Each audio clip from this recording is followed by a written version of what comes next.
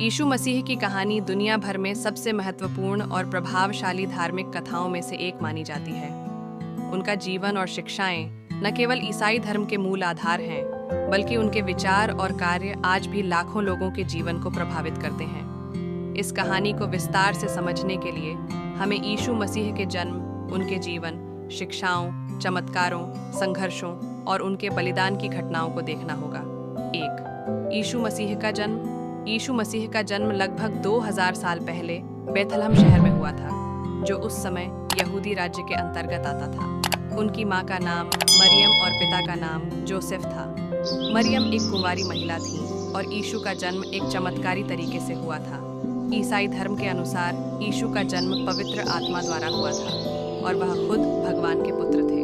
उनका जन्म यहूदियों के लिए एक उद्धारकर्ता के रूप में हुआ था, जैसा कि पुराने नियम में भविष्यवाणी की गई थी। 2. बचपन और प्रारंभिक जीवन। यीशु का बचपन बहुत साधारण था। वह जोसेफ और मरियम के साथ नासरत नामक छोटे से गांव में रहे। उनके बारे में बचपन के दौरान बहुत कम जानकारी मिलती है, लेकिन यह माना जाता है कि वे एक सामान्य यहूदी लड़के के रूप में बड़े हुए। यीशु का जीवन संयमित था और वे अपने माता पिता के साथ धार्मिक कर्तव्यों का पालन करते थे। 3. यीशु की शिक्षाएं और सिद्धांत। यीशु की शिक्षाएं प्रेम, करुणा, माफी और भाईचारे पर आधारित थीं। उन्होंने लोगों को सिखाया कि वे अपने शत्रुओं से भी प्रेम करें और जो उनके खिलाफ बुराई करें उन्हें माफ कर दें। यीशु ने यह भी सिखाया कि भगवान का राज्य आ चुका है और हर व्यक्ति को ईश्वर के साथ संबंध बनाना चाहिए। उनकी शिक्षाओं का मूल संदेश था, आपस में प्रेम रखो जैसे मैंने तुमसे प्रेम किया। यीशु ने कभी भी आत्म प्रशंसा नहीं की और न ही अपने कार्यों के लिए खुद को बढ़ावा दिया। उनके कार्यों में आत्मसमर्पण और विनम्रता की भावना थी।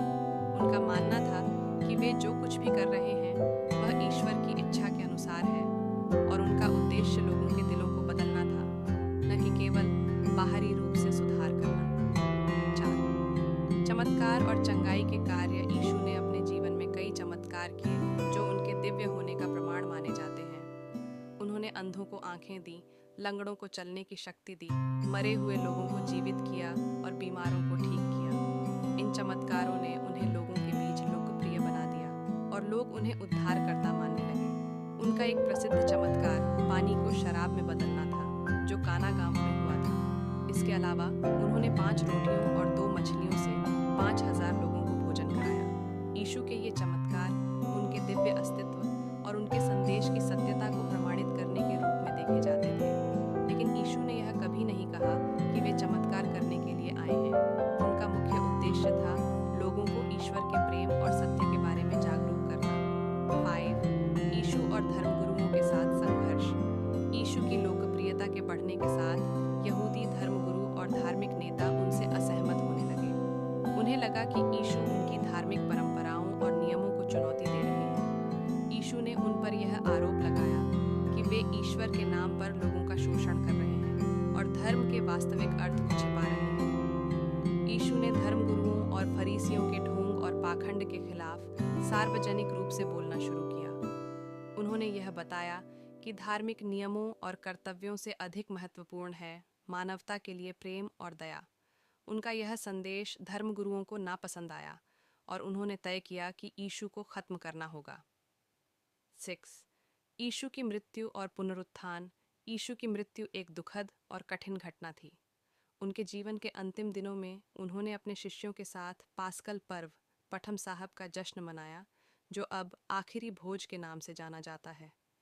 इस भोज के दौरान उन्होंने शिष्यों से कहा कि वह जल्द ही मरने वाले हैं और उनके द्वारा किए गए बलिदान से मानवता के पापों का प्रायश्चित होगा। यीशु ने अपने शिष्यों से यह भी कहा कि उन्हें विश्वास और समर्पण के साथ उनके मार्ग का अनुसरण करना चाहिए। कुछ समय बाद उन्हें गिरफ्तार कर लिया गया। उन पर यह आरोप था कि वे यहूदी धर्म को भ्रष्ट कर रहे हैं और भगवान के बेटे होने का दावा कर रहे हैं। उन्हें पीटा गया, ठठोरे में बांधा गया और अंततः क्रूस पर चढ़ाया गया।